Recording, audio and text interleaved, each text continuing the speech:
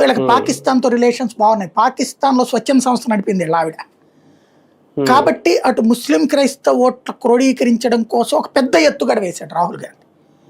కాబట్టి అక్కడ చాలా స్ట్రాంగెస్ట్ కాంపిటీషన్ జరగబోతుంది అస్సాంలో.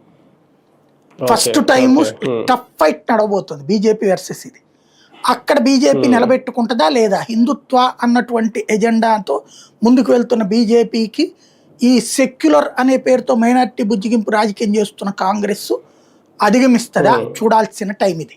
ఎందుకంటే గొగోయ్ ఆషామాషి హిందుత్వం వర్సెస్ మైనారిటీ బుజ్జిగింపు సెక్యులర్. ఇది మైనారిటీ బుజ్జిగింపునే సెక్యులర్ అంటారు వీళ్ళు. అట్లాంటి అక్కడ నడుస్తుంది. నెంబర్ 2 వచ్చేటప్పటికి బెంగాల్లో హిందుత్వ పోలరైజేషన్ జరగట్లేదు. అక్కడ దశాబ్దాలుగా జరుగుతున్నది ఏంటి అంటే క్యాస్ట్ పోలరైజేషన్ జరుగుతున్నాయి, కానీ రిలీజియస్ పోలరైజేషన్ ముస్లింలకు జరిగింది. హిందువుల పరంగా క్యాస్ట్ల వారీగా విడిపోతా ఉన్నారు. ఆ ఇంపాక్ట్ ఇప్పటికి కూడా అలాగే ఉంది ఇంతకాలం. అయితే ఒకప్పుడు కాంగ్రెస్ కంచుకోట, దాన్ని బద్దలు కొట్టి 25-30 ఏళ్ల పాటు కమ్యూనిస్టులు పరిపాలించారు.